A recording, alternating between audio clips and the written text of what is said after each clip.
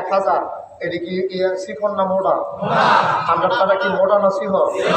আমরা তারা বাতাস এলে গাছ ধরে গেছে একবেলা খাইলে 3 বেলা খানা নাই নবীজির চাই আপনি নবীজি দিলে খায় না চাই আপনি একটা লুঙ্গি বিছাইয়া 50 জনে গোসল করে একটা লুঙ্গি ভিজাইয়া ভাই লুঙ্গিটা যখন ভিজাই যান আমিও 3 দিন ধরে গোসল করি না আপনার লুঙ্গি ভিজা লুঙ্গিটা দিয়ে নাকি গোসল করে লাগে এরকম দিন আমাদের কাছে গেছে রে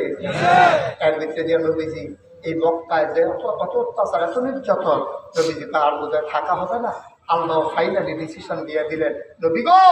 আপনি চলে যান মদিনায় অথচ নবীর জন্ম মক্কা খেয়াল করেন নবীর জন্ম মক্কা শৈশব মক্কা কৈশোর মক্কা তারুণ্য মক্কা যৌবন মক্কা নিজের বাড়ি মক্কা বিয়া করছে মক্কা শ্বশুর বাড়ি মক্কা ভাইয়া বিয়া দিচ্ছে মক্কা বিয়ের বাড়ি মক্কা ব্যবসা করছে মক্কা লেনদেন করছে মক্কা চলছে ফিরছে মক্কা থাকতে পারলেন না মক্কায় চলে যাওয়া লাগলো মদিনা ঠিক কিনা কম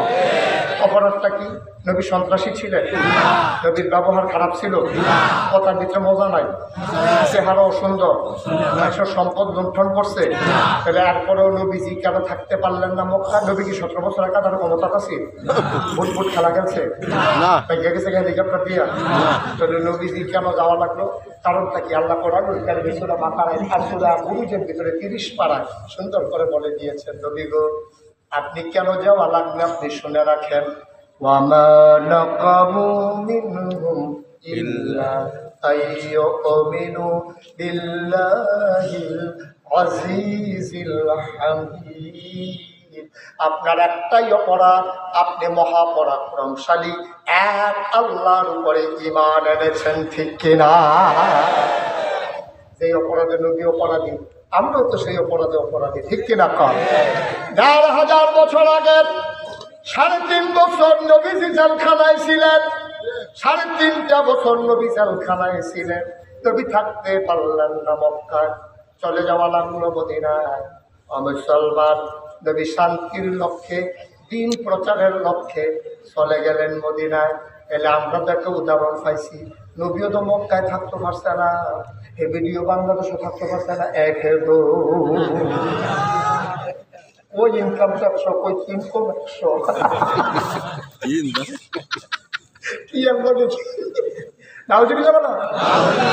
কারণ নবীও তো মক্কায় থাকতে পারছে না আমরা এদিকে থাকবো তুমি লেগে গেছে গেম দিয়ে দাঁড়া কি এর লোকে কি রাসার লোকে হাজার দৈরার লোকে এটাই দিই কারণ হঠাৎ করে সাউন্ড নাই কিরে না না না এটা কারণ আছে এই কথাটা আমার ভালো লাগছে সাউন্ড দাঁড়ালে কাছে আস কাছে আস তারে যাবার ধরে বসতাম কুয়া দেওয়াই না খালি সাউন্ড বাড়া কুয়া যেন না যায় আমিন কর কষ্ট হইতেছে আর ছেড়ে দেওয়া দরকার আমি কিন্তু ওয়াজ হবে শুরু করছি দেরি হইব সাংঘাতিক দেরি হইব এমন আছে ফজরের আজান দিয়া হয়তো এবার নাইয়া বেড়ে সিমা দিয়া লাগছে উত্তম কুমালাকে হতাও কি বন্ধুর্য মার হাবা পায় না রে আমরা কত জন 313 আর হিতান্তি করল নবীজি এই শান্তির লক্ষ্যে মক্কা ছেড়ে চলে গেলেন মদিনায় নবীজি বইয়া রয়েছে মসজিদে নববীতে গোয়েন্দা এসে খবর দিচ্ছি আর সুবর্ণা সর্বনাশ কয় কি মক্কায় তারা এই দুই কাছে বাছাই করতে আছে বড় বড় প্রশিক্ষিত হ্যাকটাতে হ্যাকটা মনে হয় আঁকি শুধু আঁকি বইয়া রয়েছে এরকম 1000 তালিকা করছে নবীজি শুইনা কাঁদতেছে আবু বকর সিদ্দিক ডাক্তার